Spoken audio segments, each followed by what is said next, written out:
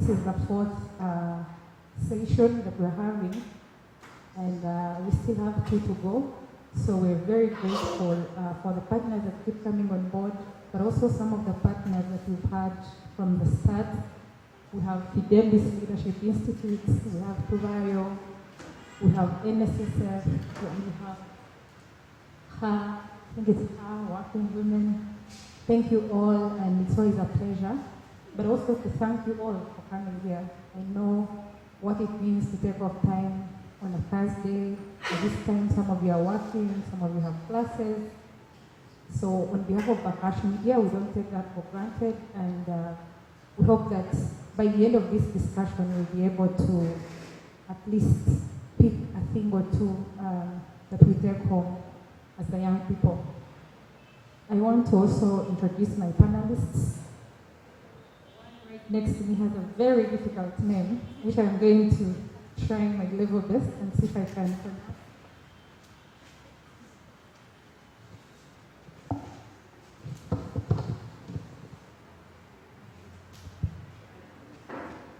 She's Asmahaney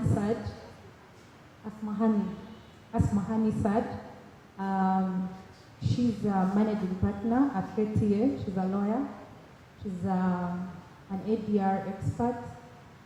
She is also an advisor of the Petroleum Fund, but most importantly for today, she's a mentor.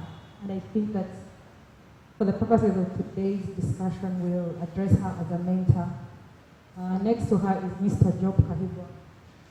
Mr. Job is an expert in the oil and gas industry, and is also the managing director of the ROHI Investment Limited. At the end, we have Mr. Solomon Seranja, who I believe most of you know already. Solomon is a senior investigative journalist, and he's also the executive director of the African Institute of Investigative Journalism. We're glad to have you sparing some time to come and speak to the young people.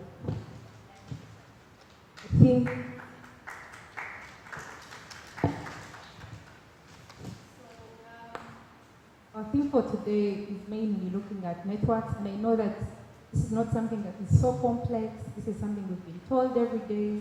A lot of times they've told us how our network is our network. So we're just building on to a discussion that we've previously had, and how do we identify what amounts to that authentic network, but also how do we diversify our networks, and how do we even benefit from it. And maybe as we go on with the discussion, we can be able to find out from the panelists sharing with us some of their stories, to get to understand how some of them have benefited from these particular networks in the line of work that they do at the moment.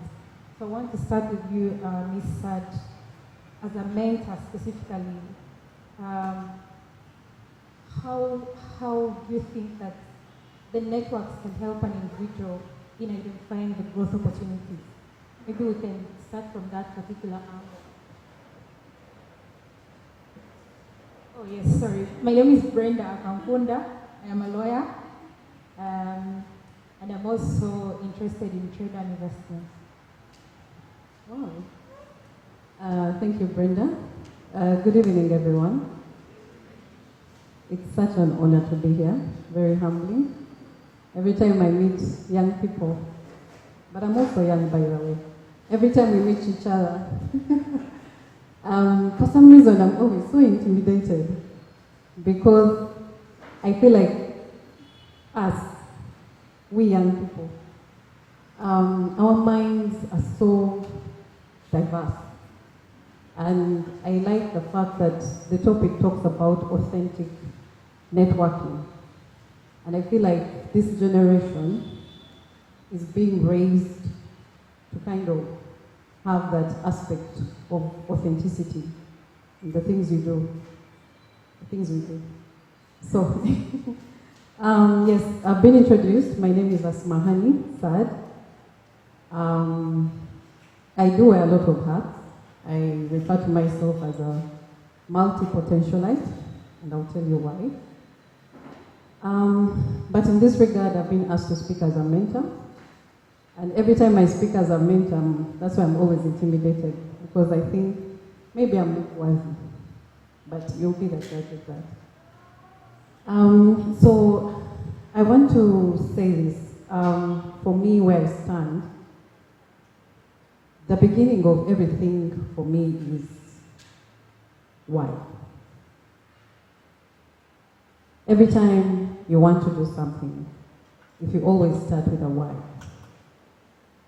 it challenges you, it inspires you, but then it also helps you have that authenticity.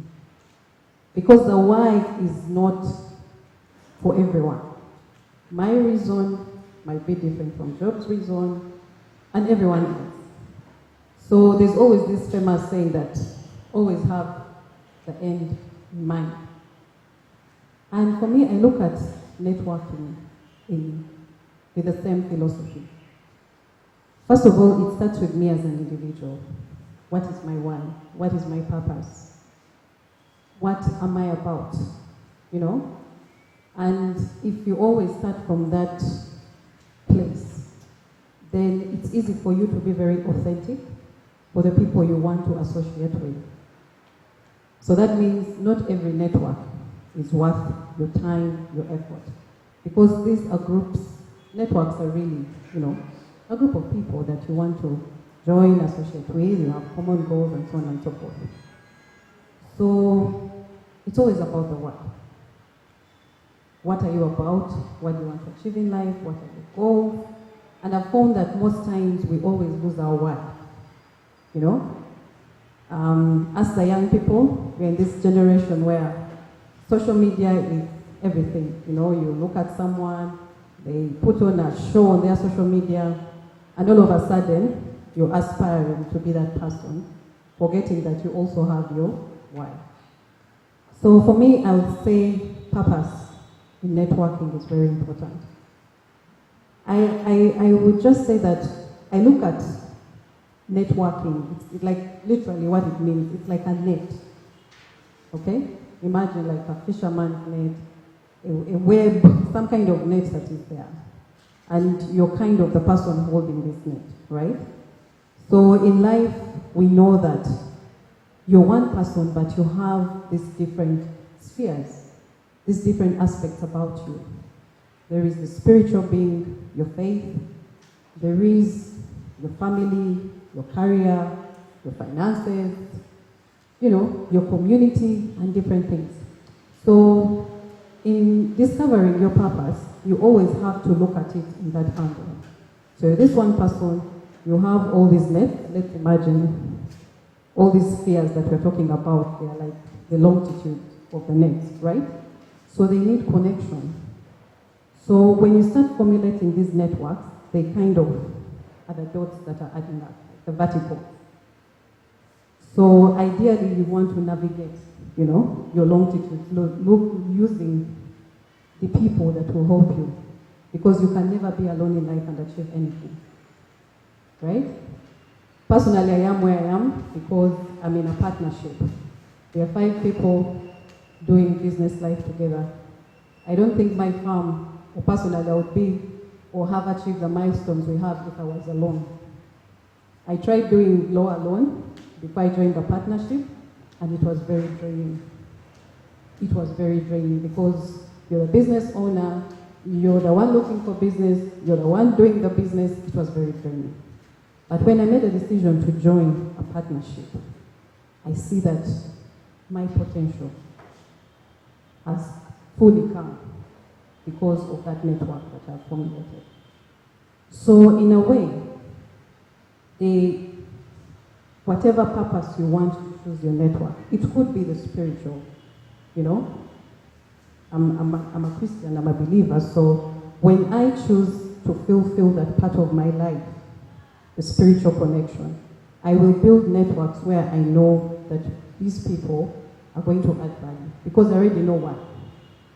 It could be business, like I've said, so you look out for people you can work with.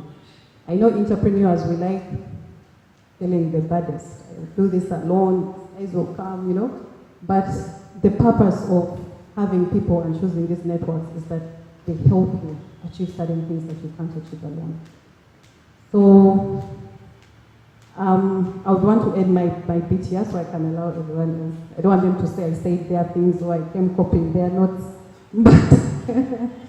But I think for me, my take home for now is have a purpose in your networking. Be very, very authentic. Know which aspect of your life you want to target that network. Are you trying to group up because of joining a certain group of people, because you want to fulfill a certain element in your life? So it can't be everything, everyone, you know. We just call you today, Chidongo, you run and go. Today we are here, you follow. Then you start saying, me, I have friends. I have 1 million friends. You know those things where social media, you have all these people following you and you feel like I've arrived. But is there any tangible value from them? So allow me to end here before these guys say so they are not. Okay, that's very important that we talk about. Maybe later we can have a discussion on how you distinguish amongst a million friends to know that this is someone I can make my partner, say in the law firm that you have. Now, I know, Job, you want to speak something towards that, but I wanted to just get your mind looking at the fact that we're specifically speaking to the young people, and it's important that we talk about building and nurturing. So how does one proactively build and nurture, especially at a very early stage that most of us are at? How do we build and nurture that network? But also identify the right network, because how they say you could be influenced by the bad people and then you're making the bad decisions. So maybe something around how we can navigate that. Thank you, Madam Moderator, and welcome everyone. It always fascinates me hearing my voice. But my name is Dr. Kahigwa. I manage a group of companies.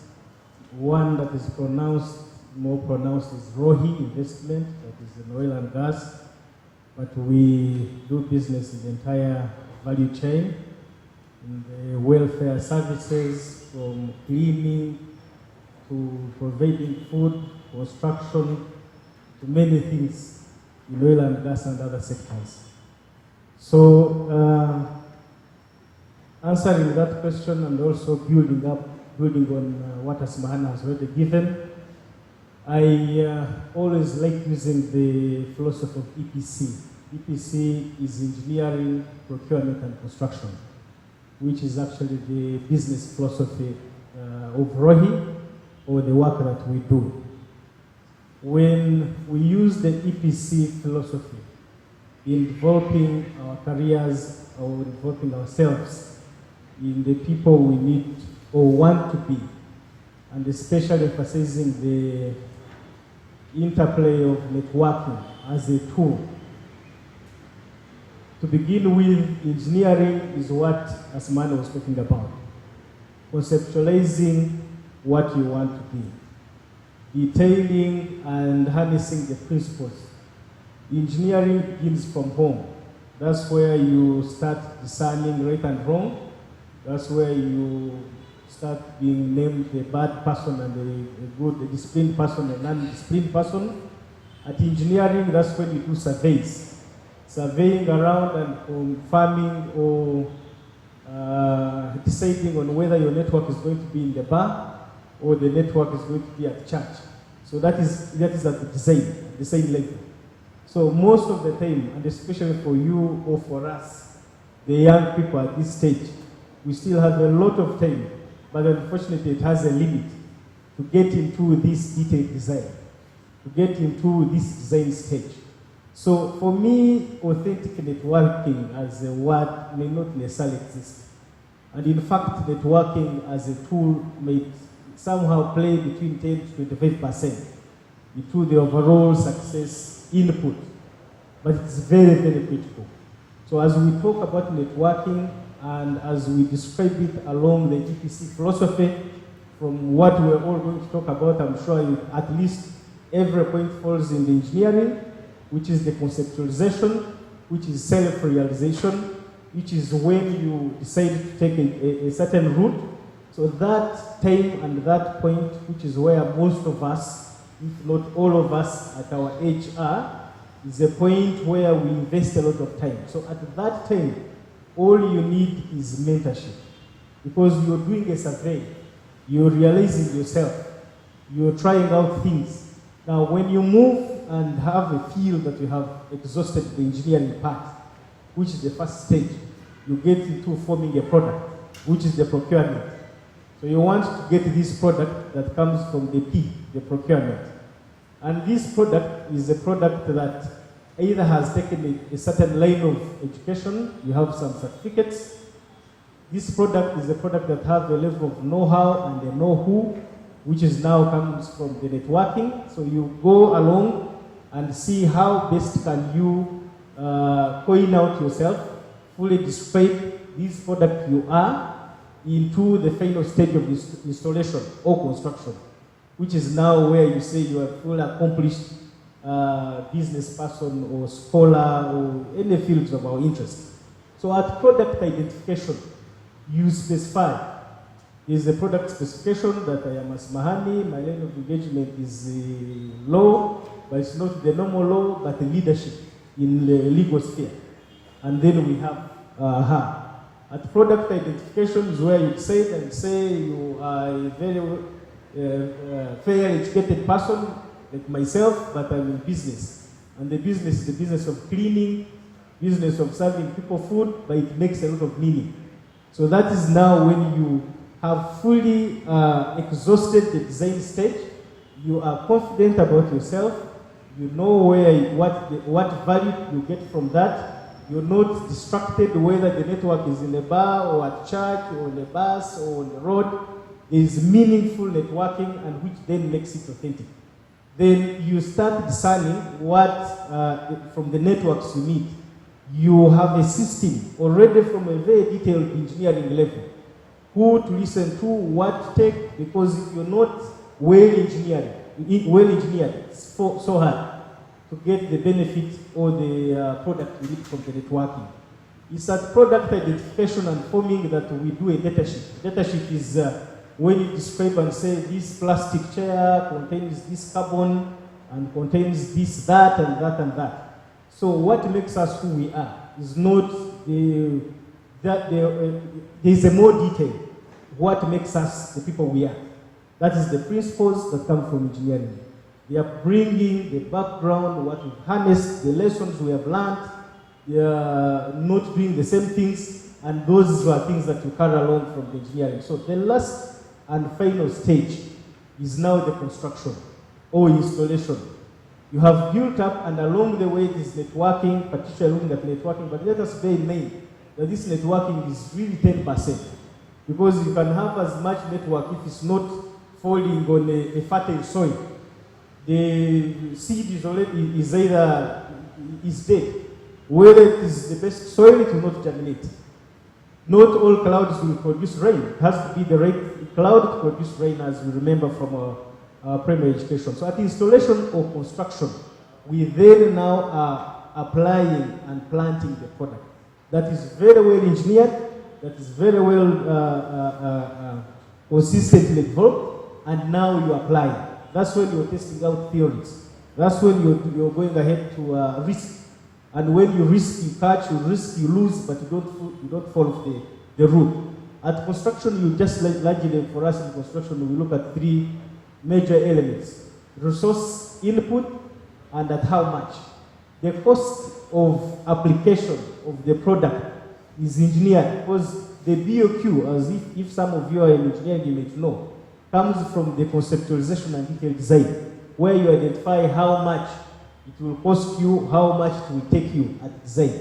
So at application and construction, it is just you're planting the right elements, the right parts, the right product at the right place. You will not weld aluminium with the plastic and have a product. You have to weld using the consumables that are right. You cannot join two products that are not. So you can't have one part of you plastic, another part of you, and think that you're installing something that is sustainable. So for me, I use, and I would like to really, leave with you, if there's anything to leave with you, a concept of EPC which is coherent. Now, three things happen at installation and construction. One is value engineering, where you realize that what you've been building up at engineering and the product you thought you were actually is not applicable, because there is a passing of time and industries and sectors changing. Now at that time, because of the consistency you have built, you can very easily change. And that's what they call value engineering. Value engineering is optimization. I can do construction, but if I have the cost of construction, I can have a law firm, I can have an airline, I can have this, and you start applying the same principles you have built over time. At the same stage, that's why we do reversal engineering, where you make some mistakes and use those mistakes as building blocks, because it's experience. At reverse engineering, that's why you get the experience of others and improve your product. Then the last item is really recycling. Usually recycling is waste. What is it that has been bad, because you're going through stages as a person, that can be recycled to improve what you're doing, to improve you as a person. And as we've, from the start at where we are, we realize that when you use this philosophy, network becomes just a tool. Network just becomes a red soil when the seed is ready. Not every plant can grow in any soil. Network becomes the rain that comes from the red cloud. Network can become anything, so it becomes an incidental tool to do what you've already prepared. It's like having a laptop when you're a consultant, and this is a critical element as incidental resource for your work. So that is what I really thought I would share with you at the start. There is more engagement going forward, as we shall see, but thank you very much, and I hope this becomes a useful engagement thereafter. Thank you very much, Job. Earlier on, we had Ms. Saad talk about defining your purpose, understanding, conceptualizing what the purpose is. And luckily, Job brings in the discussion of engineering. Now that you've understood your purpose, you get to a point of conceptualizing the purpose and making sure it works out. So I would think that the last bit of it would be now what comes out of it, or say the success. And that is a question that I would want to pose to you, Solomon, on how can one make a success, their success anyway, in terms of diversifying their networks. At what point do you get to and say that I've made these networks and I think they are paying off for all the effort that I've put in it? Thank you. First of all, I think I'm learning a lot from both Asmahaney and Job. So I'm taking it in as well. So if you miss it, then I'll take it. Let me just add to the foundation that has been laid. The first thing I have learned in life is specialization. What are you good at? And I think the different two speakers have spoken about it. What are you good at? When I say Solomon Serwanja, what comes in your mind? When I say Job, what comes in your mind? You must identify with something. So what is it? If I say Cristiano Ronaldo, he's a footballer. So what is it that if I mention your name, what is it that comes in our minds? And I think that is very critical in forming a network. Because then you will create a network that is going to give you value. So first of all, who are you? Maybe perhaps sometimes it's important to get into our small spaces and find out, this person, Solomon said one day, what is it that I'm passionate about? What is it that I know? That I know, that I know, that I know, that I know. That if you want to talk about engineering, if right now they said, we need someone to design this, that Job's mind comes up, oh, this company is looking for a legal firm that is going to do this. Asmahaney's law firm comes up. Like, what is it? Oh, I want to tell this story. I'm looking for a journalist. If you go to your phones and put in investigative journalists in Africa, my name will come up. If you put Job's name in the internet, it will come up in his area or Asmahaney. The internet knows him for something. What does the world know you for? And perhaps that is very fundamental in creating your network. Because if you look at Job, if you look at his networks, they're around engineering, they're around, he's in that area, that is his space. Why? Because tomorrow he's going to get a deal in the oil and gas industry because of the networks he has.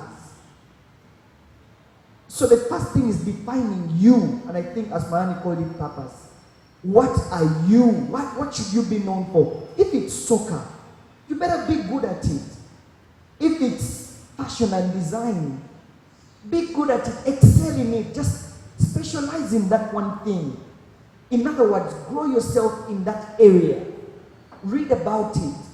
If you're a soccer commentator, we need to know what is the latest signing. The guys who do soccer commentary, I find them very interesting. They have everything here.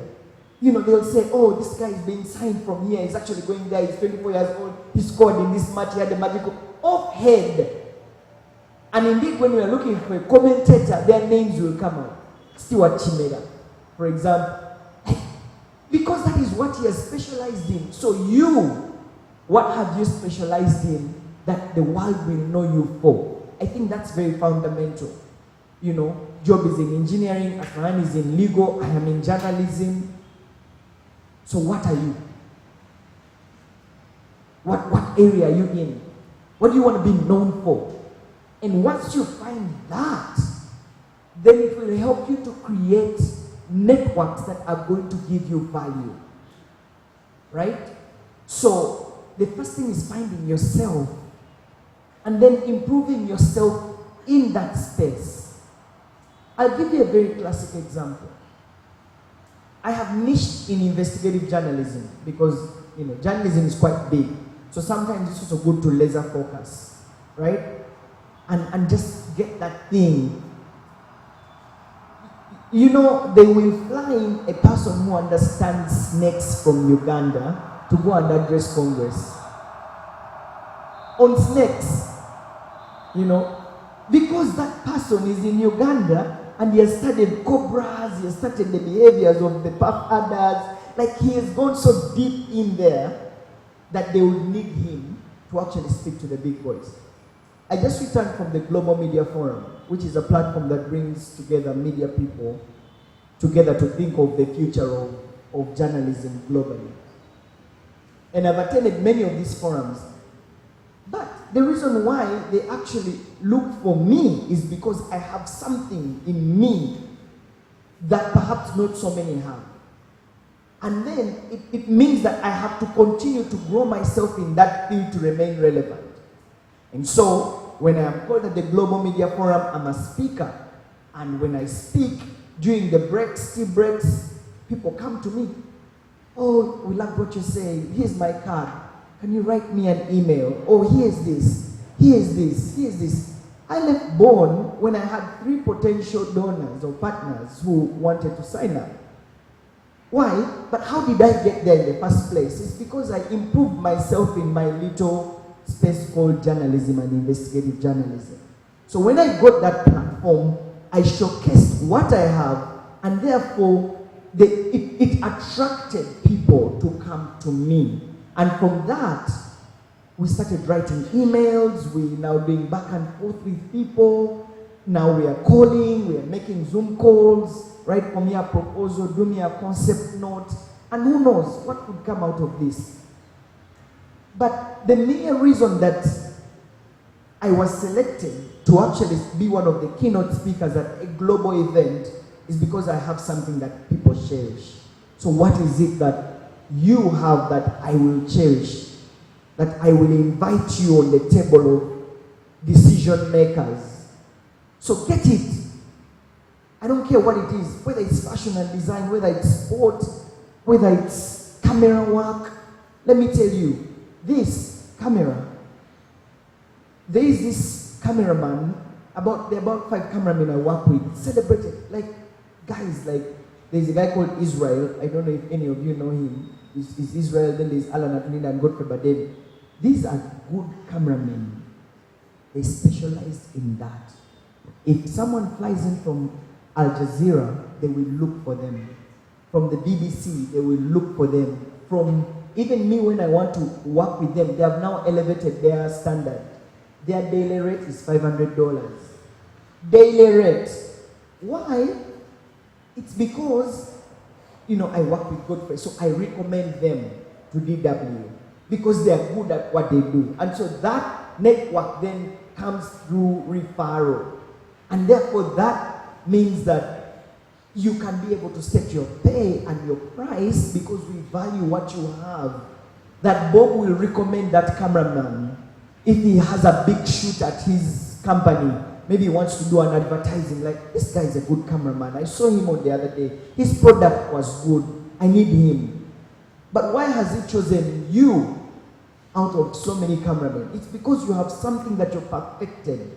You have an art that you have, that we yearn for. Sometimes these cameramen are busy, and they tell me, sorry, I'm only open 2 months. And I say, I'll wait, because I know that the product is good. So first of all, understand who you are, and guard jealously, and grow yourself into that cherish, that's something. I don't know how to express it, but get it and improve yourself in that one thing. Stick to it, read about it, interact with people in that space. And then the law of attraction will come naturally, from which you'll actually grow your connection. I don't know if I've expressed it that way. But yeah, get that one thing. And then from that, you're able to grow your networks that will actually give you your net worth.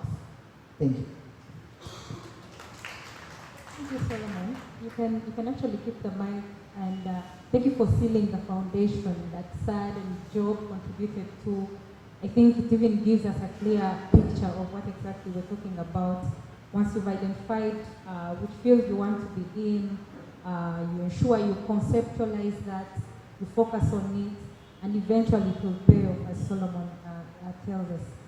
But I just want to bring the discussion back, and maybe we can have just one question, and the 3 of our panelists will respond to it. What are some of those strategies that one can employ to ensure that their networks remain, first of all, diverse, but they're also inclusive in nature, and you're able to reap something from those networks that you're building? We can start with you, Solomon, and then to Job, and coming this end. I think the first thing is perfecting your art, because excellence feeds on itself. It's that simple. When you do a good job, someone will refer you to another one. Someone will refer you to another one. And therefore your network grows even wider. Job will refer you to Solo, Solo will refer you to Asmahaney, Asmahaney will refer you to someone else, and then it grows. So the reason why we will keep referring you is because we think you're good. It makes me feel very bad that I referred you to Job and you did a bad job. Because then he will say, Solo, and go and pay this. What is this crap?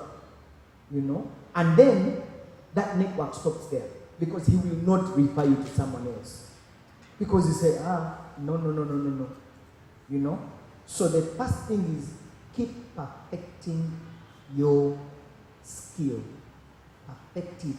Keep growing in it. Invest in it.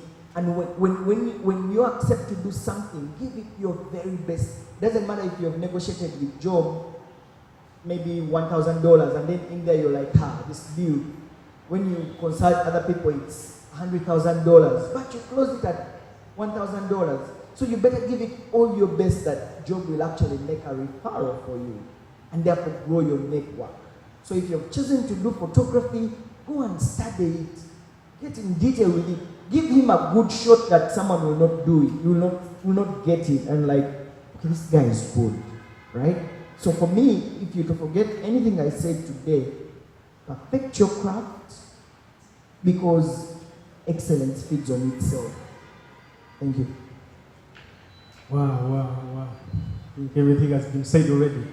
But the things I would look at as strategies for keeping an authentic network, they are just simple things. Give.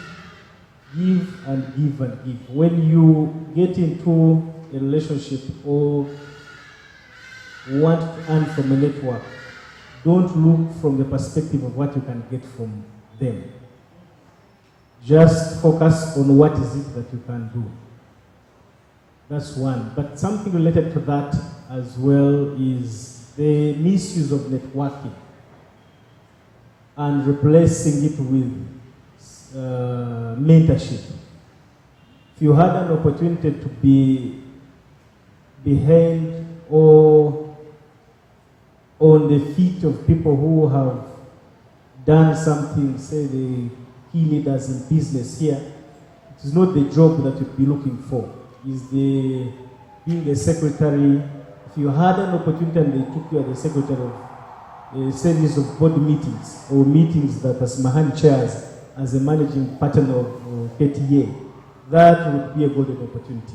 So you would do anything. Give, write all those notes. Don't sleep as young people apart from a few distractions.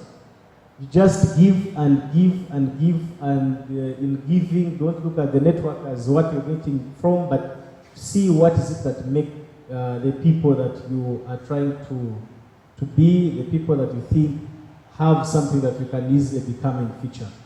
The other thing, which is a bit a high-level concept of the purpose, is if you're lucky to be in line with the purpose of your creation, which is something that many people die before they get there.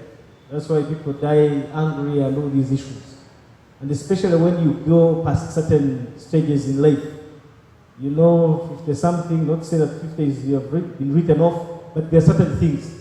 I can even testify myself the things I used to do, 10 years back, do some somersaults here and there and so on. All these things are fading off.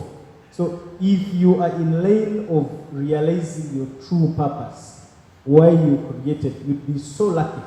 And then guard it jealously. Focus on it, give it the best, and do all you can do, just like he very well and eloquently gave. The last thing is really a seed of sustainability. If the $1,000 that you think can sort out your weekend engagement is going to come at a cost of losing your integrity, your name, sometimes even your life, just drink yourself silly and get behind the driving wheel.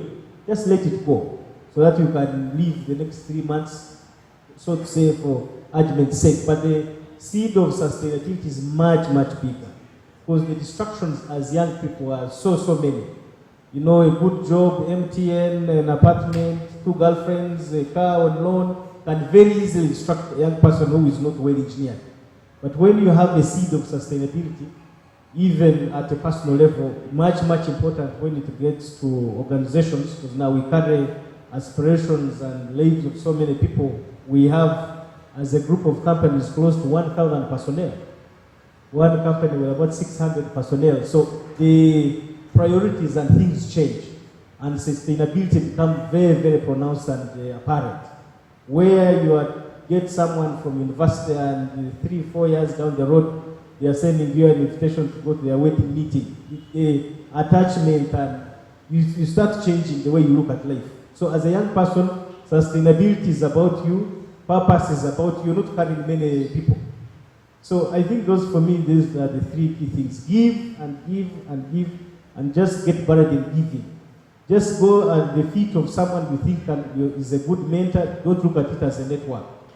Learn and give, and just don't ask for anything.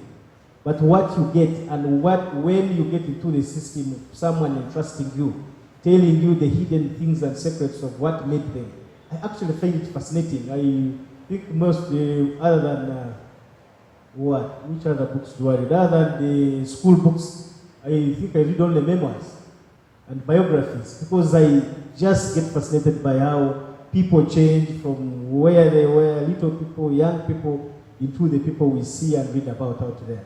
Then sustainability is if you can sustain the fire, the anger and passion for the next 10 years, then you have the check.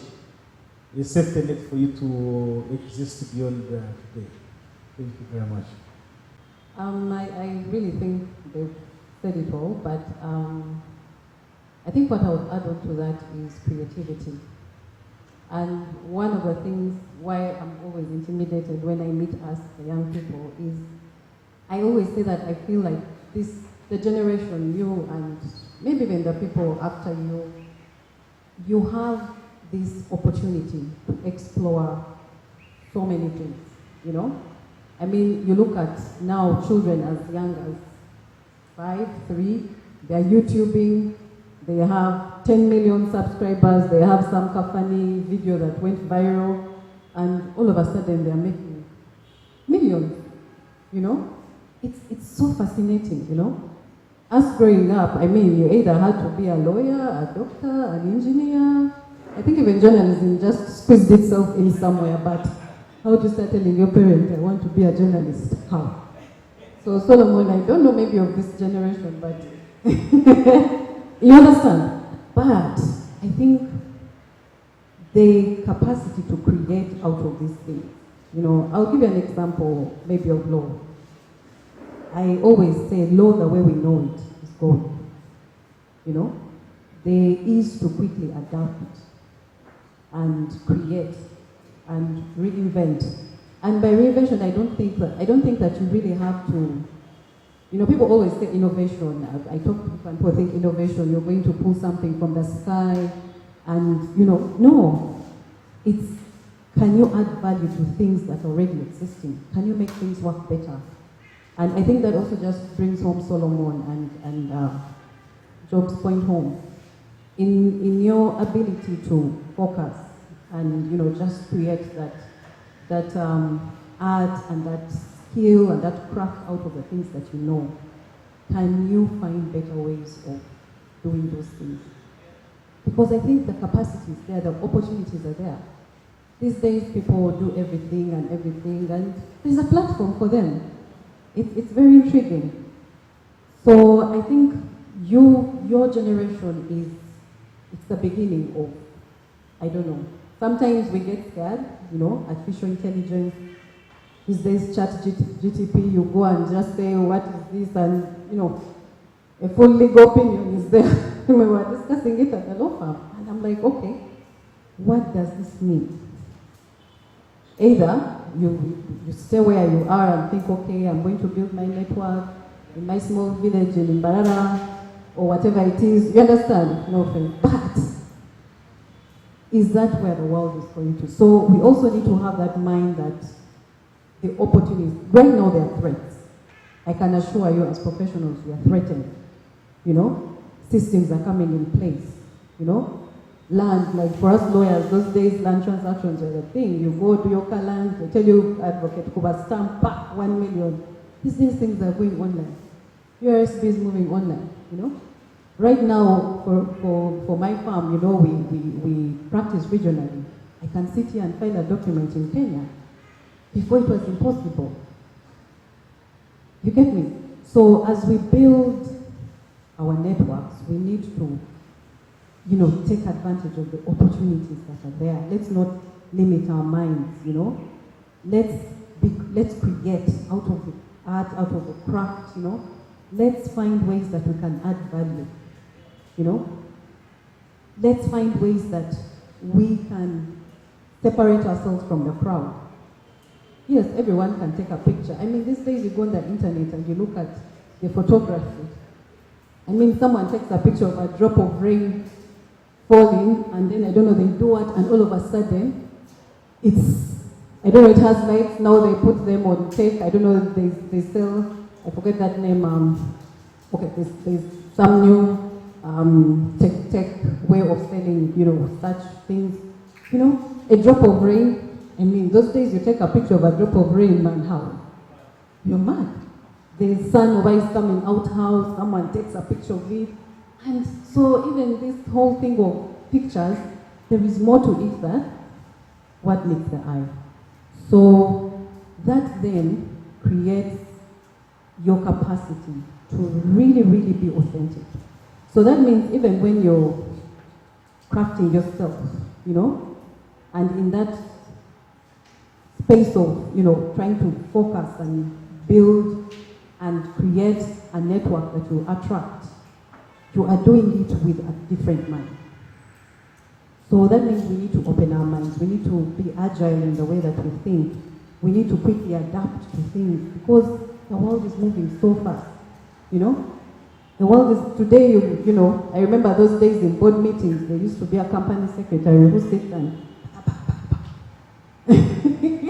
these days you just put a recorder there and, you're done with the meeting, your minutes are there. So now, you're there and you're like, man, I'm young, but I aspire to be a company secretary one day. The machine is there doing all your work.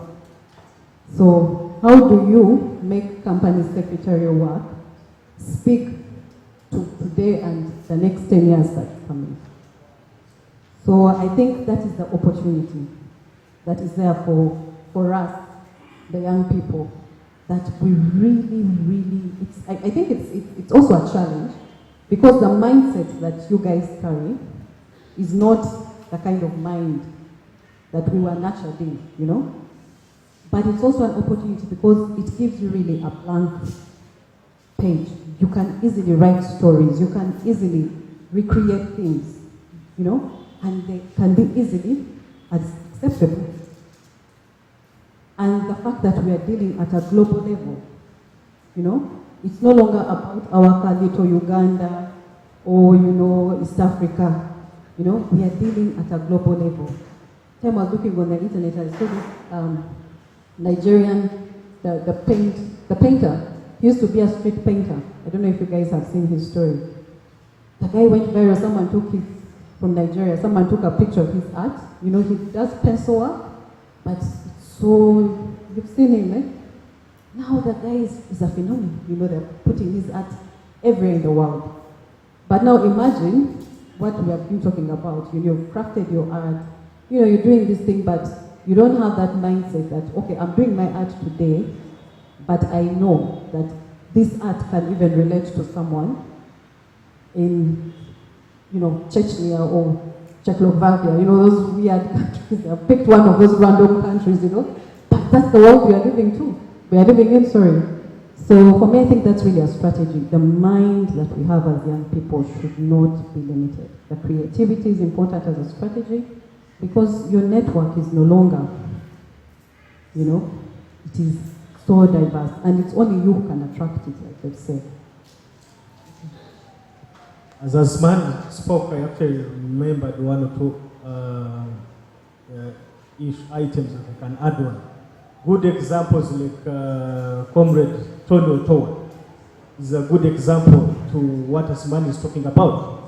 Solomon's testimony in his introduction when he's speaking, keynote speaker on international forum is another example. And why I highlight Tony's is then to be an executive director of an international bank, like Stanbic, the position he holds would be a position you'd work for many years, and you can testify if given an opportunity.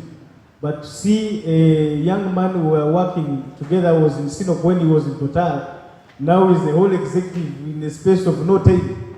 It's really a testament of how fast we can take opportunity and take advantage of the new dynamic of doing business. Same with us as ROHI. We don't have any local client. All our clients are international clients in our own country. We don't have any client who pays in Uganda shillings. All clients are paying in dollars. We actually, today I was reopening an account that was closed over UGX because we transact in dollars. And those are good examples, just for inspiration purposes. And the other thing, last week, Tony, you can confirm the group CEO of Standard Bank, the parent company Stanbic, was here with the CEO of Stanbic Africa and the chairman of Stanbic. They went to meet the president, met the ECOP leadership team, and the next place to go and visit was our office. So to see a young company being visited by a very global, high-level strategic leader of that nature is really, really a testament on how fast you can close almost every gap. So the question of lack of finance, lack of capital, those are were lazy reasons for not growing in those days. Now access to multi-million-dollar financing is very, very easy to do. And this is only one element into the assets or capabilities involving business or personal pursuits. Thank you. Very much to all of you. I don't want to take this discussion on further because I think it's important that you also get to hear from your side, and I know some of you have questions. But I picked one other key thing that I think Solomon talked about and the other panelists hinted on it. It's really important that we invest in our skills. Today, some of us may think we're good at what we're doing, but if we're not making an investment to ensure that we stay in that line, then maybe a few years later, and also taking into account the fact that we have different advancements, we have technology taking over now. So if we don't make that huge investment, I think the world is leaving us behind. And when we listen to people like them speak, we think, okay, those are their years, they've made it.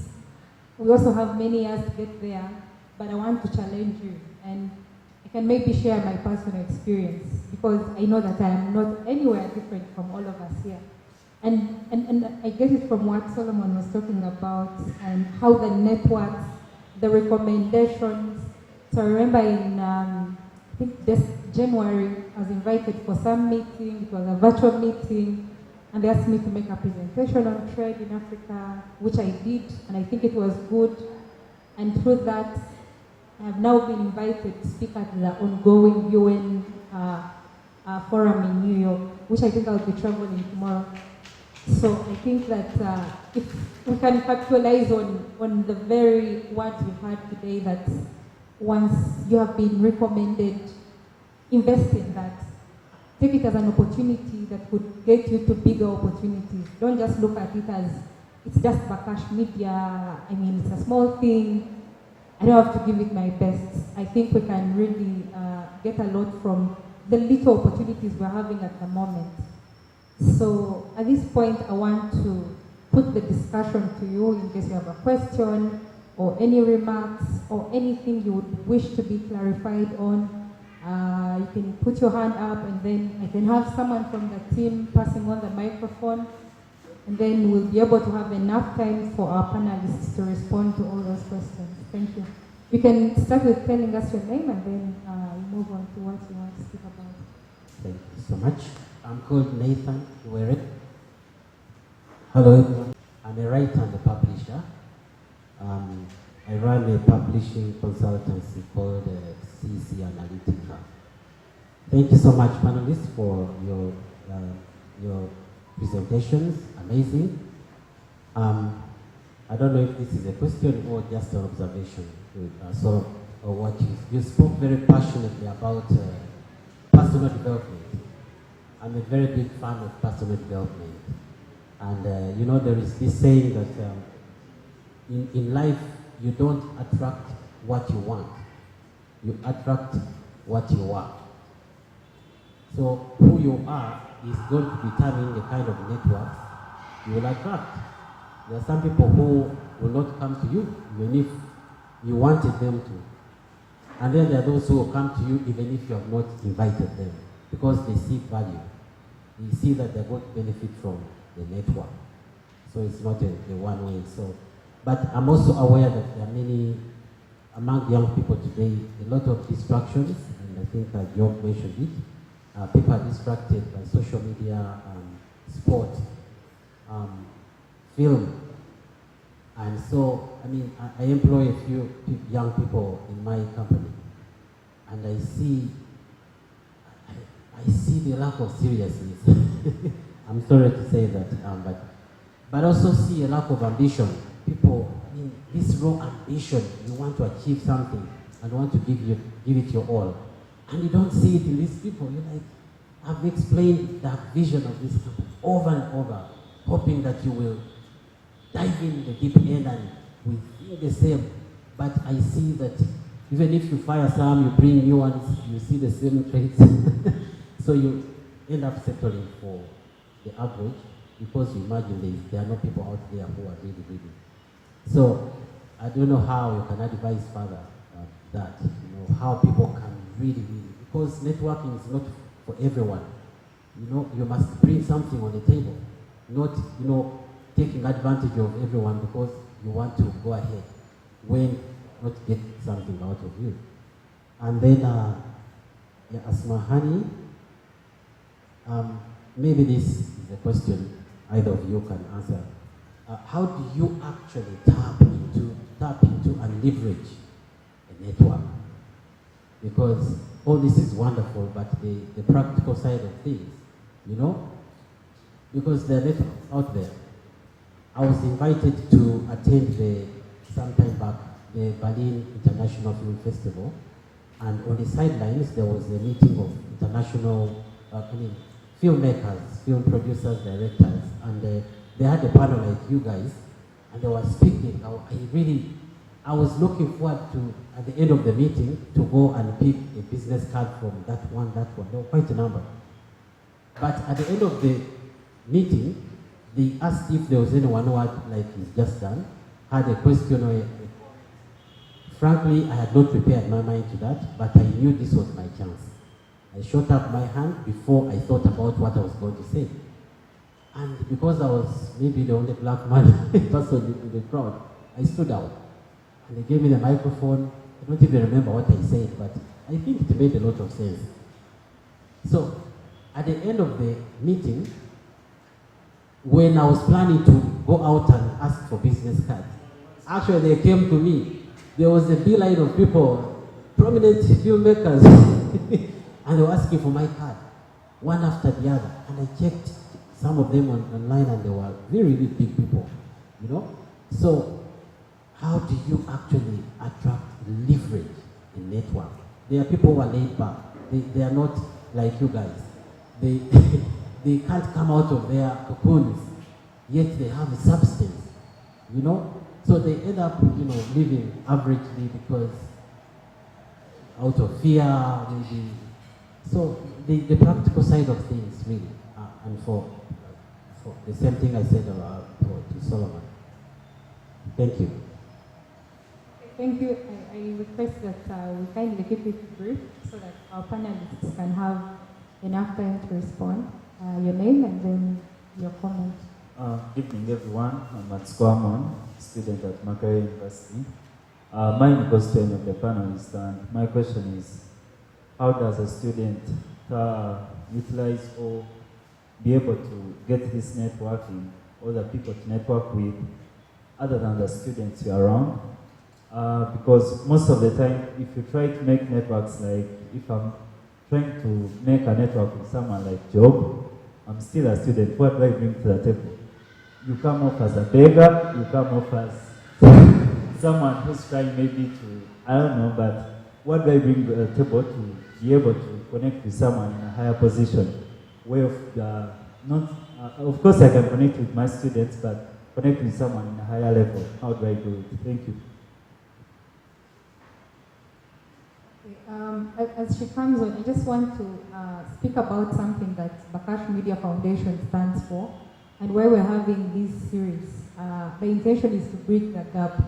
So if you have intentions of getting Solomon or Job, today is your day. Make sure you don't miss out on it. Thank you so much. I'm Elizabeth Miss Gallo, student at Uganda Christian University. My question specifically goes to Solomon. It's about self-discovery. And there are instances where, for example, I can say, I'm in the law field and I look at myself, I'm good, but I discover I'm somewhere else. In the media, I can do something great. Then I can also probably be a model and I'm good. Realize you can do something. So at the end of the day, you're confused. My question is, what yardstick or how do you discover that specific one thing? What yardstick do you use to discover that specific one thing that you know you are really good and perfect at, or it can put you on map, or it can put you somewhere? Thank you so much. Good evening, ladies and gentlemen. My name is Shalene Habajungu, and I work with an organization known as Willow International. And Willow International works to support victims of human trafficking within Uganda and the East African region. And I'm very excited to be here. Thank you very much, our panelists. It was a lovely conversation. And something that stood out for me is the fact that abantu bagalalina, yes? So, hitting on what Solomon had mentioned, perfect your craft, so that at some point, people want to actually interact with you. For me, it's more of some kind of inquiry. You see, when it comes to characters, do they affect networking? We all have different characters. And when you look at an extrovert, it's very easy for them to get into the room and they're quickly asking for numbers, they're chatting, they're very outgoing, very social, and that's their character. But then also, we have introverts, people who are more on the quiet side. They get into a room and they're not as fast, as interactive as others. My question is, do introverts stand a chance? Is there an opportunity for them at the end of the day when it comes to the cutthroat networking platform? Yes, thank you.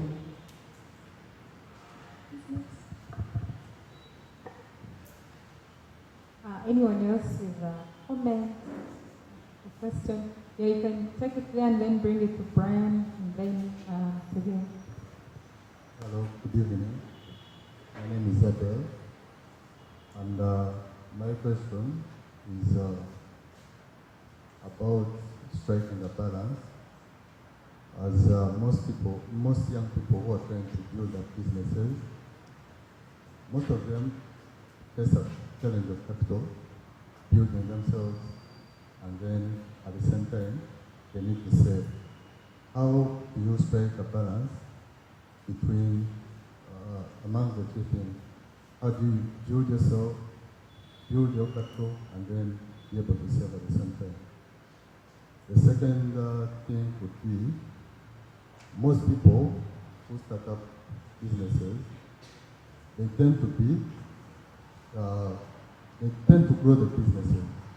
The clients you get to build a relationship between yourself and the client. And then sometimes you need to do other things too, like you cannot depend on the same business. But then, as earlier the other person said, sometimes you have workers and they're not motivated. So clients who come looking for you are not able to, let's say, buy in case you have reluctant workers. So how are you able to do other things and build your business at the same time? Thank you.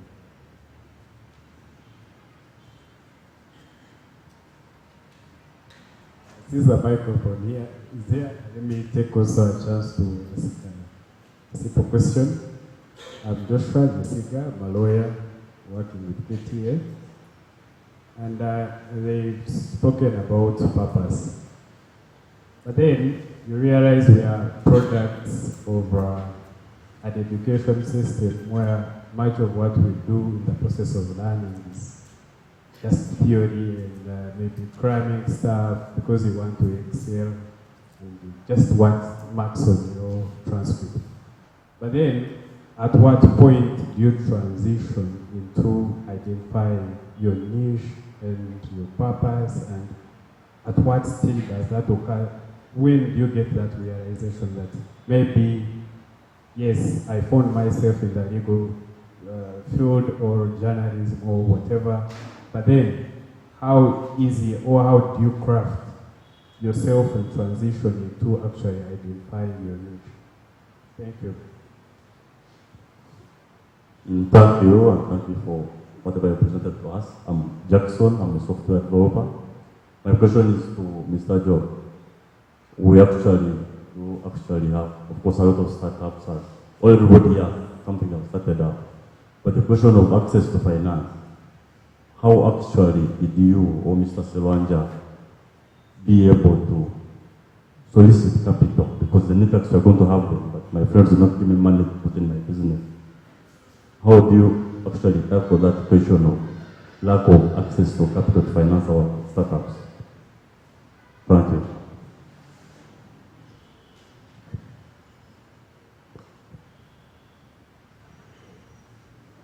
Good evening. My name is Brian Namanya. Stan. And I'm the founder of Tubayo. It's an exciting digital marketplace for Africa. We normally refer to it as the entrepreneurship platform for Africa. And my question is really for context. Looking back at your journey, when was this, do you remember that turning point where the network actually made sense? You could probably share that experience. Thank you. Yes, thank you. Sounds so unbecoming to speak after founders of entrepreneurship house. My name is Kahigwa Ivan. I do very many things. Then Koram Town. But Job talked about mentorship and giving. Now, I would like, I think specifically directed to him, to help us that what factors should we consider to discern mentors from users, because mentors can be users. So, being used as a conduit to achieve their own selfish ends. How do we discern the two? Thank you.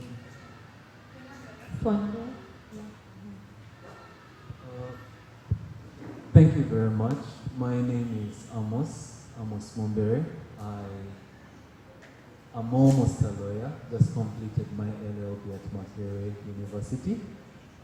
And I'd like to share on something about networking that I think is a truth that is sometimes evaded, and it's more structural. Because when we speak of networks, sometimes there are advantages that we might obtain, say by where we went to school at, say by our names, our complexions, our accents, and so on and so forth. And as has been pointed out, we are coming to work in a very dynamic world. So my question to any and all of the panelists is, are we doing enough? And if so, what are we doing to make sure that some of these, if I may call them inherent imbalances, in terms of access to certain networks, do not have to perpetuate themselves into the younger people, as has been a topic in today's discussion. Thank you. Okay, thank you very much.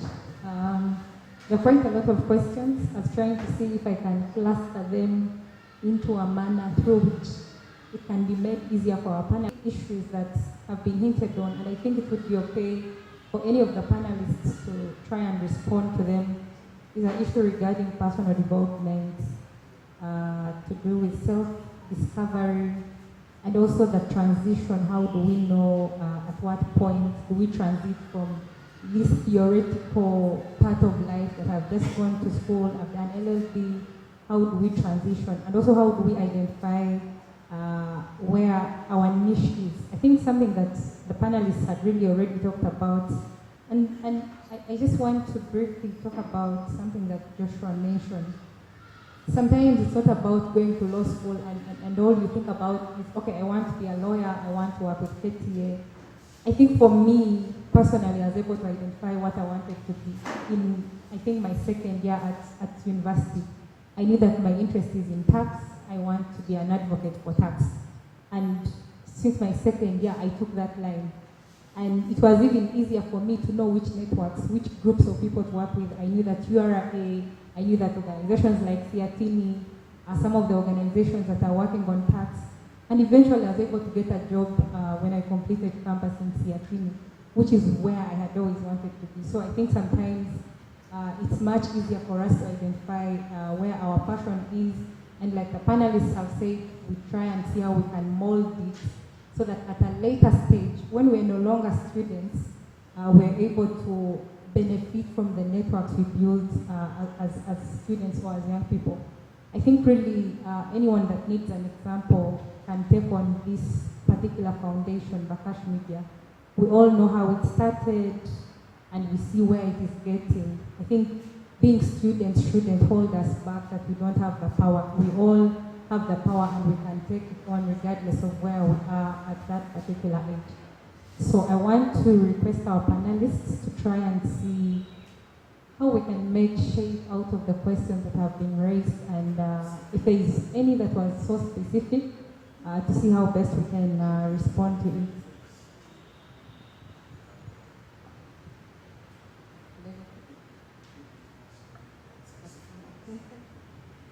All right, thank you so much for those questions. Wow, you guys are really in class, eh? I really like that.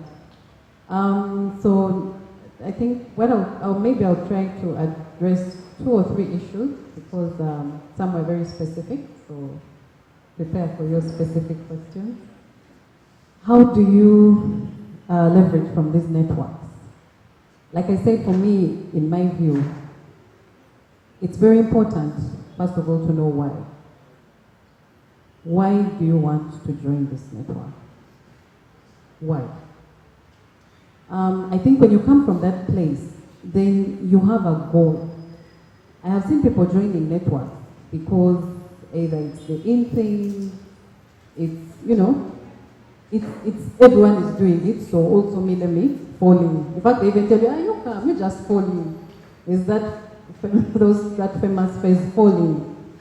Yes, it's okay to fall in, because as you fall in, then you get to be exposed. But at the end of the day, when you really try to be authentic about the why are you networking, then it ceases to be a quick fix. Because also the other thing is that sometimes you join this network and think that immediately you'll get the output. I mean, we live in a very fast-paced world. Today I can sit here and I'm hungry, and in 5 minutes my food is here. I want to move, there's traffic, in 1 minute my bodega is there. So the kind of the fallacy that has been created in our minds, and that's what we're struggling with, and that's what I've seen when I really, have sessions with young people, is that, but why isn't it happening? I know people used to join, I know most of you know about the Rotary. People used to join Rotary because they'll tell them, the rich people are in Rotary, join Rotary, you bifuna. Then you go, join, and then 2 months, 3 months, you're like, Nzenga, I'm not getting a piece of this pie. Then you're like, Rotary things don't work. But you forget, people are there, they have a common purpose first. You see, they have a common purpose, and so when you join them, the leveraging might not be instant. And I think that's what causes frustration with networking. And that's why so many people think it's just some fallacy there. Because you join, you're like, I'm going to join Bakash's career thing. I heard from Job, he talked about what? Next week, in Tomera. You do your bash the other day, then you're like, Banange Bakash things don't work. How did that guy can lie? He told us when we come for his career talk. So I think that's one of we have to be realistic about that, guys. As of our age, this generation, we are not patient. We are not patient. And so the value of why you're networking is lost in transit. It's really lost, but it's there. So I think, to answer the question, in my opinion, how do you leverage? Number one, know why you're there. No, it's not a quick fix, because when you know why it's there, then it continuously gives you a purpose and a reason to go back. The first time no one will notice you, the next time no one will notice you, the third time, maybe you stand up and say something, the fourth time. And that brings me to my second point. Service. And I think Job talked about it. Give. And I don't want to hint on your point of people use you. But I've also realized one of the generational gaps and why we are not benefiting from networks is we don't want to give. You know? Again, quick fix. I'm coming today, I'm coming tomorrow, I'll pick up my thing and bust. But the service, I always talk about service. I have, personally for me, my life is a testimony of service. And I'll give you an example. When I left, I used to work with this dude here. At one point in life, we were in corporate. When I left CNOC, it was one of the most difficult experiences I've gone through in my life. Because my whole career was in-house. I was, a corporate chick. So once you're there, the world, you've arrived, the world doesn't. You know the life, the salary, medical, things are good. And then I just felt like my life wasn't, I just lost that meaning to life. And for me, maybe that's why we can talk about purpose now. I just felt there was more to me than sitting there every day doing the same thing, serving people, doing the same work, just. And then I took the plunge. And it was a real plunge. But one of the networks that kick-started me off was the Uganda Law Society. It's a network of lawyers. I was never bothered with that network, by the way. I knew, because in my company, they used to pay for us, you put in your budget, I'm going for East Africa Law Society, ticket, what it paid for. So that was what Uganda Law Society was all about to me. I'll get a free ride, I'll go to Dar es Salaam, Now, when I left the corporate world, the good thing I had a craft. I had knowledge in oil and gas, and it was still new. And so they started calling up to me, you've left, can you help us, talk about the laws, talk about this. Me, I'm there hustling, I'm like, Muna Sasura. Now I'm in this other side where every coin matters. But they're not going to pay you. It's a service. So I quickly understood that, okay, I might be struggling to make ends meet because now I am on my own. I'm really trying to enterprise from my knowledge. I would actually want to sell this knowledge. Find a job, is in oil and gas, is big, money bags. It's like, hey, you're a lawyer, oil and gas, come do my contract. I bill him also $1 million, but it wasn't as quick as I thought it would be. The people who are calling upon me were not going to pay me. So that's the patience I'm talking about. But this was actually a network that was there, and it was a platform. So I quickly started serving. Every committee you could think of, I was there. Natural Resources Committee, I started it, I headed it. Over what committee, I am there. Time, what? You see, these are the things saying give. And what came out of it? When Uganda's turn came to present a candidate for the East African Law Society, the secretariat called me and said, by the way, because now they knew my name, they'll just call me, we have this thing, can you help us? I will do it. I sit down in the evening, I first put my little work, I do my presentation. So as if they're going to, I'm billing them $500 per hour, but it's 0 shillings. I go, I do my presentation. Tara, well done, I do. Those guys nominated my name. Because in there I was demonstrating certain skills. I was dependable. You could see the quality of work I'm doing. Though me, I wasn't doing it that I wanted a reward, but it was coming out of that thing of give, serve. And I think that's one of the things I really try to tell young people. You have to come. That's one way you can leverage. Because you're not expecting. The problem with enter these networks when we expect us. We have a list of things. I'm going to Rotary.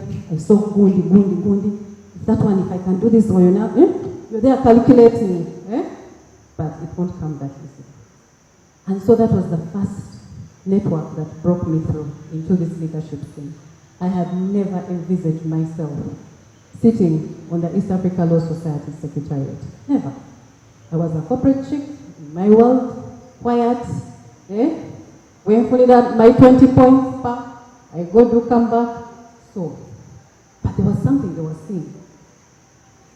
And from there, it just kept from one network to the next, so my name started being, and even the East Africa Law Society Secretariat, for those who know those, you don't earn anything, but you expect to give your time, value.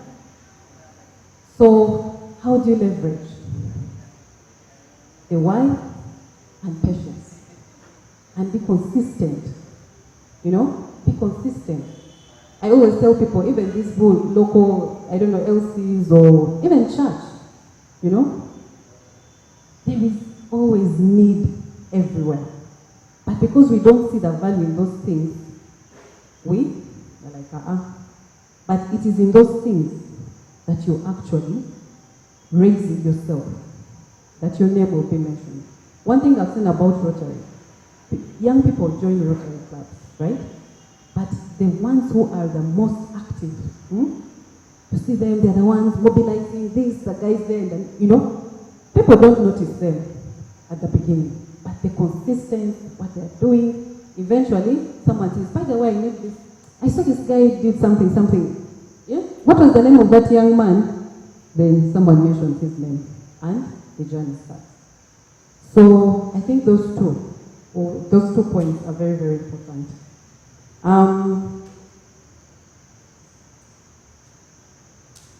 Then the other thing probably is character. I think let me talk about it. How does your character affect networking, right? We are who we are. Please don't change yourself to fit into any network. Never change yourself for anyone, anything. It's not worth it. Why? Because who you are is where your opportunities lie. Even as an introvert, there are things you're good at. So because you see a job, but a job is an extrovert, this one is very good at, can walk this room in a minute. I fall in between, by the way. When I started my journey, I used to fear public speaking. Like to put me in the front here and tell me to talk, problems. But with time, you know? So don't look at those things as limitations. You know, I always tell people, never ever change yourself to fit in a certain definition, a certain network, you know. Go in as an introvert, into that network, and find where you fit in as an introvert. Because there will be a space for you. Maybe you can't speak, but you can write. People need people to write. People need people to put out content for them. All these networks you see, what they want that content, you know, these days it's all about content. Yeah, I might not be the one who will come and be like, yo, go, chit, you know, my name, you know. But I can be the one who will sit, and after this whole talk, I go to Bakash and say, you know what? I have a one-pager of the whole 2-hour session. And it's on spot, but I didn't even say anything. Now, between me and the one of the chi, and me who has come with who is creating more value? You see what I'm saying? So, the thing we talked about, know who you are, and stand in that place of who you are. There is something that you have. So, if you come in and you less than network with everyone else's eye, you lose the value. You will lose it. Let me handle it. Wow. Thank you. Yeah, so I can confirm that once worked with me in the same place, but I don't know how she jumped that high and left me here. But I will comb or run through most of the questions. I will emphasize those that were directed to me. The question of student networking. In quick summaries, you're a student, you're in a novel, you're being cooked. So just concentrate on that. When you're being cooked or when you're studying, if you looked at the principle of first things first, it is a responsibility, it is a full-time job. It's a whole business, because that is the scope that you're engaging in. So concentrate and first finish the student responsibilities. Internship, engagement in opportunities like Bakash Media, I'm sure they have many opportunities in volunteering and so on, will expand a network of related people in the same sphere, people with the same interest. Because the people we deal with, the Asmahaney, is the same network anywhere. PAU, Bank of Uganda now, they are all people who were in school with, and this is a very, very good opportunity for a student network. Engineering, again, what I talked about, discipline, tenacity, relating to first things first as well. You're a student, don't live like you're a married person and carry responsibilities of someone who is married. What business are you engaging in? There was a question of specialization. My summary is here. To specialize is harnessing abilities. What is it that you can exploit? I think it came from one of speakers behind there. Passion. Passion is the fuel for someone who is trying to find a place to specialize. If you can follow that passion, and he has talked about it quite in detail. But the other thing is, try to exploit the next stage, or the next stage in any of the engagements you're in. Because, like Asmahaney has mentioned, there's so much, there's no limit now, or there's no ceiling to anything. There is always something to whatever we're engaging in. The engineering of those years and the engineering we're engaging in is quite different. So exploiting and trying to go higher and higher can get you carried into harnessing an area of specialization. And again, you have to go back to value engineering. Is it that where is your passion? What is something that you can, what is it that you can do without being paid, and you can still go and do it? Me in my offices, for those who have visited my office, like my friend Nathan here, I have a bedroom. I have a bed with a bedroom with a small bed to sleep. Because when I'm working, especially on tenders, I can spend 3 days. Eat, change, and sleep, but I will still not be affected. I will not look like I work so hard, as you can see. So that is, I think, what it takes to specialize and to focus on something. Charlene's question on character versus networking. They are completely, you can network without even communicating. I'm sure the likes of Nathan in rating and so on, you have a huge network. Most of us are specialists in networking on Facebook and all these social media platforms where you get even attached and feel connected with someone you've never met. So at that point, it is actually quality versus quantity. It is service over demand and expectations. As Man has mentioned, it is the intentionality to close gaps. What available gaps is there that you can close? Whether you speak or you don't speak, whether you have eyes or you don't have eyes, people will come to you. So character has no limitation to networking. In fact, if there is anything, for me, I always preach two elements, virtues. One is discipline, the next is tenacity. Is teachability. Because tenacity is the same as discipline. If you're disciplined in all the forms of discipline, and which can have very many components, and have the ability to be teachable, to learn and adopt, to learn and take on something, then you have all you need. Striking a balance, a question on business. I think it is a question of systems versus operational challenges. In many times we get taken up by the little things, the distractions, and the frustrations that come with running businesses, and want to replace these daily operational challenges for systems. And you do not expect to run a business as an individual. So you have to have a system, depending on the level and size of an enterprise, to be able to rely on. You can ask anyone, myself, Solomon or Asmahaney, or even Bakash. There must be a system and people responsible for something. And usually actually like adopting or working with people who are even smarter, for as long as we can sell that vision. So there's no limitation to striking the balance. Don't overburden yourself with solving complex things that you're not able to solve by running and dealing with operational challenges and mixing them with the system. So, and of course, I've also put here clustering.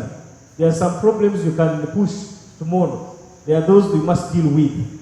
But those we must deal with, and of course, the operation has got to relate to the core values. For me, my really core value or core values of our business is people. You invest in people, you get drawn into working with people, finding value.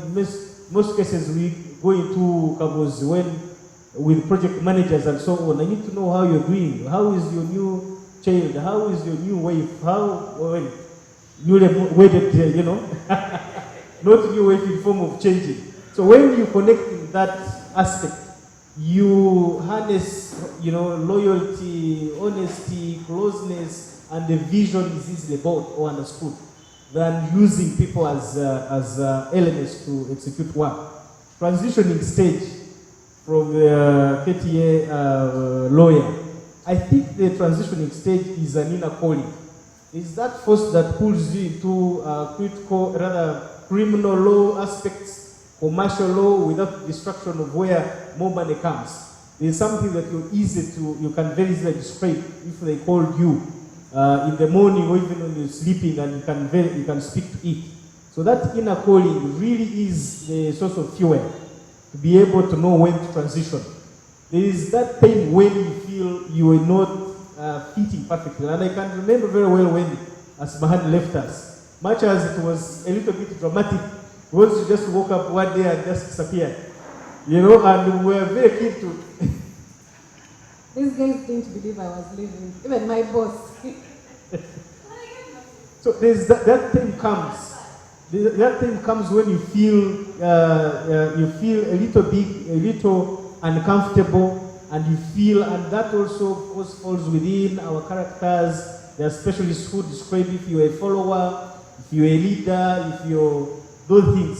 So it is, if you're a follower, you will feel, and you have surpassed a certain level, you will leave this company and want to go to another bigger one and so on. Then there is a core question that was raised to me of access to finance. Now, the problem with singling out finance as the only obstacle or need to prosper or run a business is actually a fallacy and somehow misleading.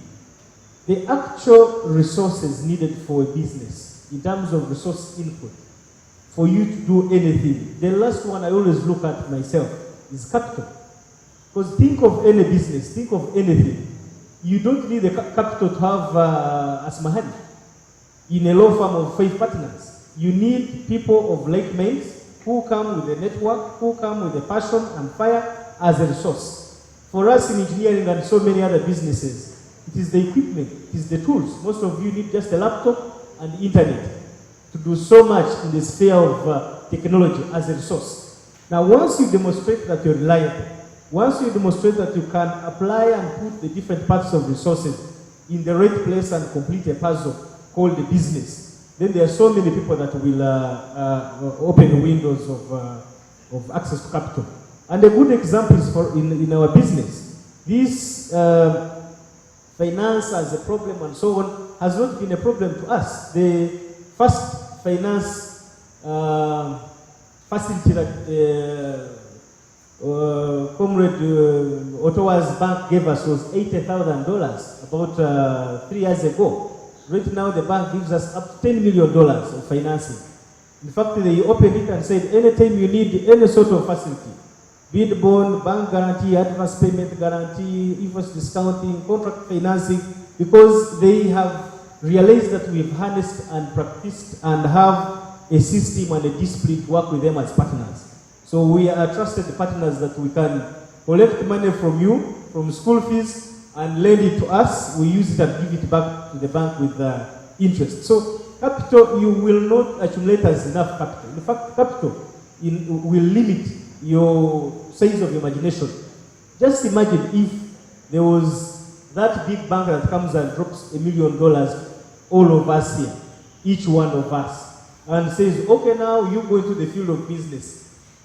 and use it involved, or even use it alone. You'd see what the sort of pattern that will go on.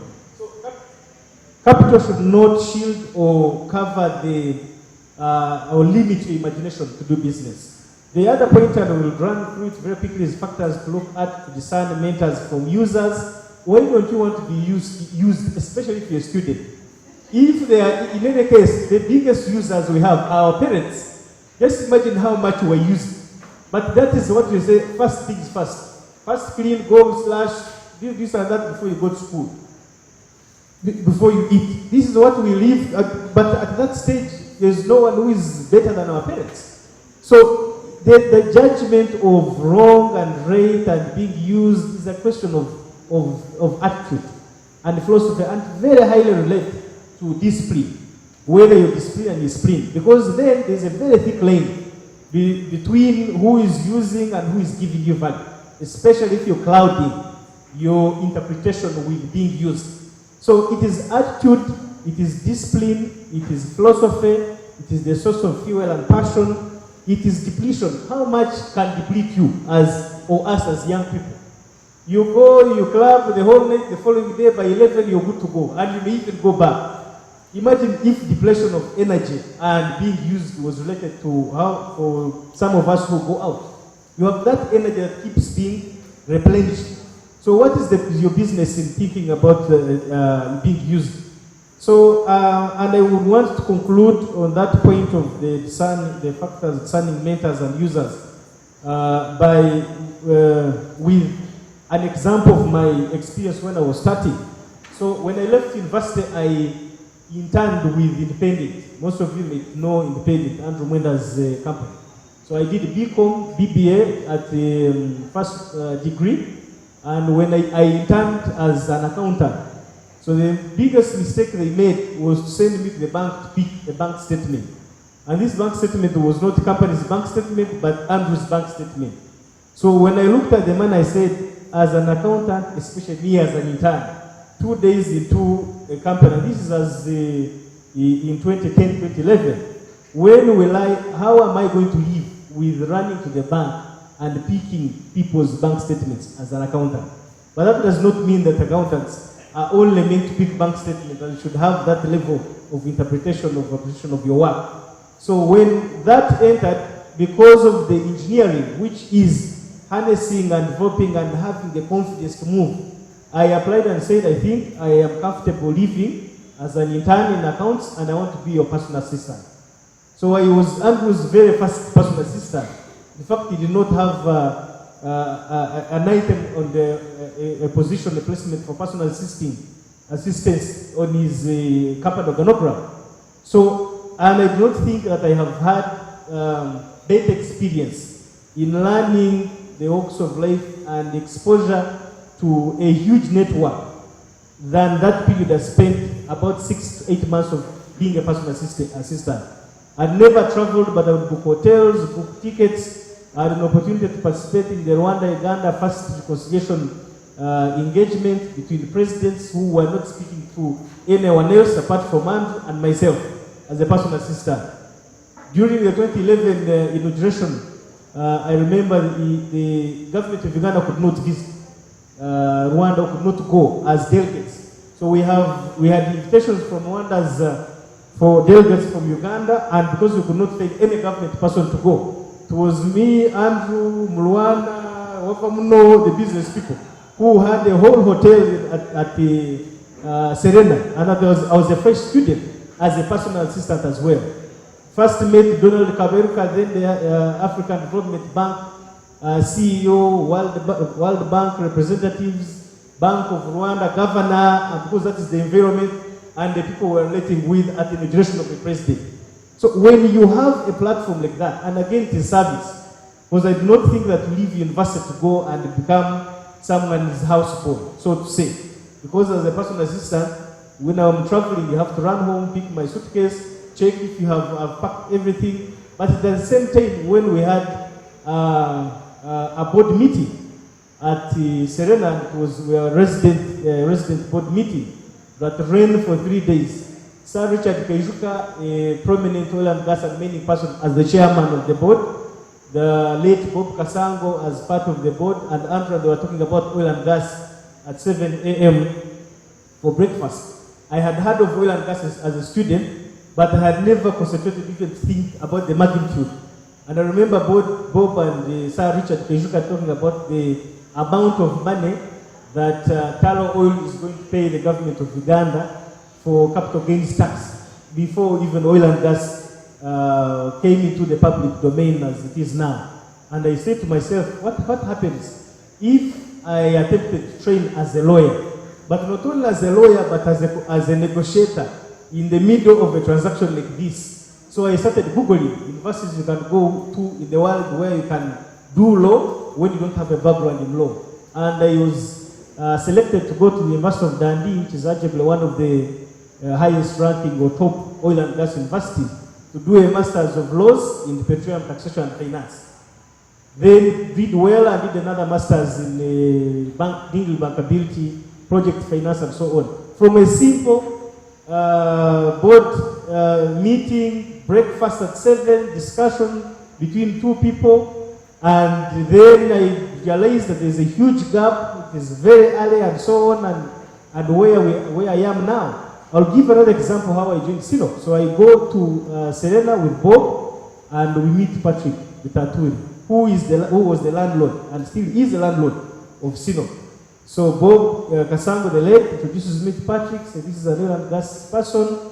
He has returned from the UK, he has 2 masters. It would be very good for you to introduce him to the chairman and president of Sino.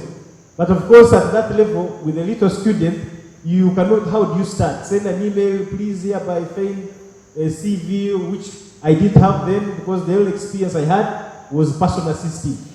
So what I did, I came to Sinop and said, if this man is the landlord, I can get access to the president without even having an appointment. And I came, they had, I think, 3 receptionists.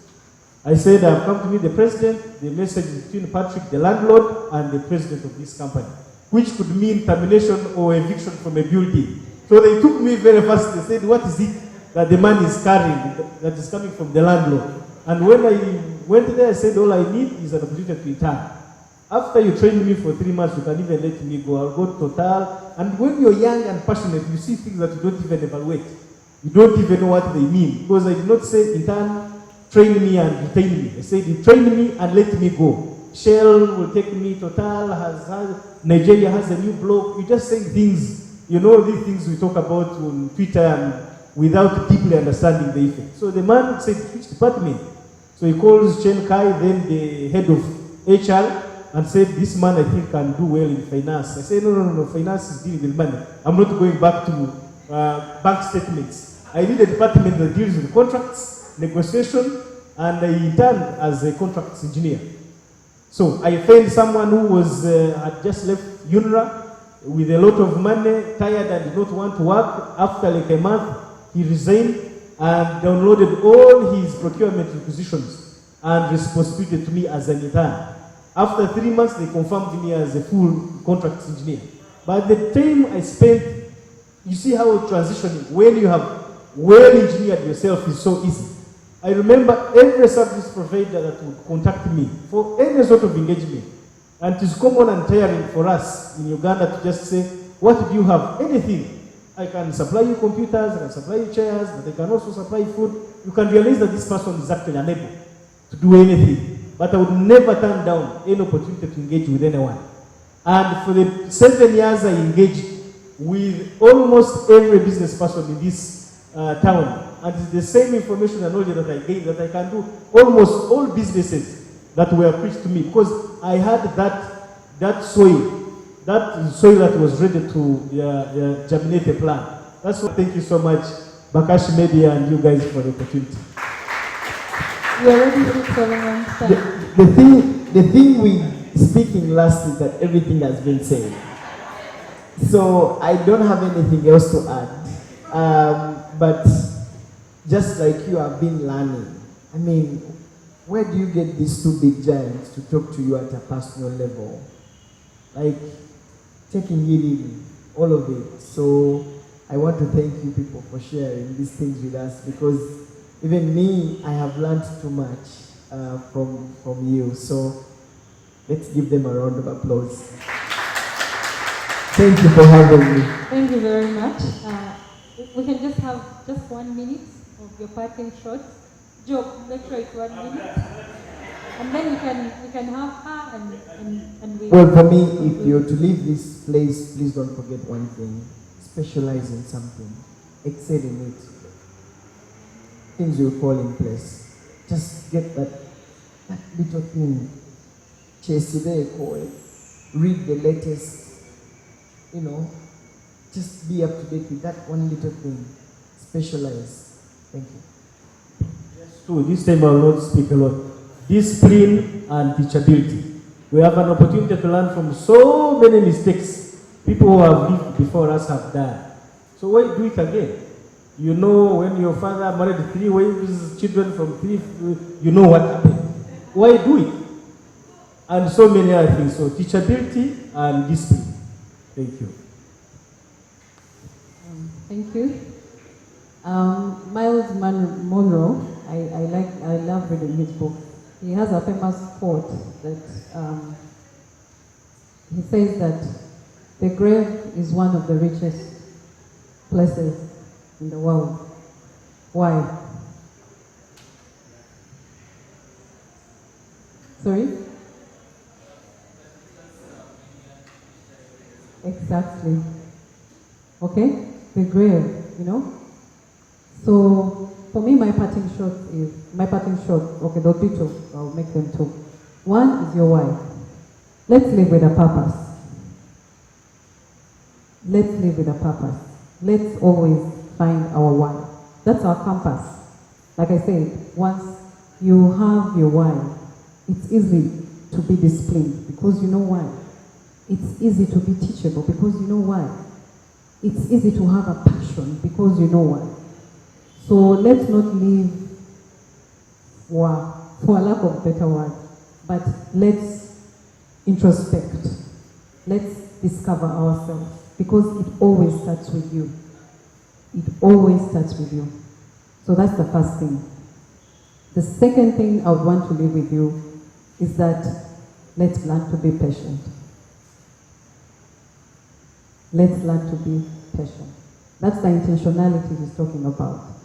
Let's learn to be patient. Things don't just happen, There's a famous thing that, the 10,000 hours of specialization, You need to put in those 10,000 hours, He talked about his cameraman who billed $500 per hour. I mean, I'm shy of saying sometimes how much we bill per hour. Why? Because we have done our 10,000 hours, or we are getting there, But do your 10,000 hours. The 10,000 hours take patience. So let's be patient. Even with the networks that we want to build, let's be patient. Let's be intentional. Let's be patient. Let's know the why. And things will happen. Things will happen. And of course, faith above everything else. Thank you. Thank you very much. I think they deserve another round of applause.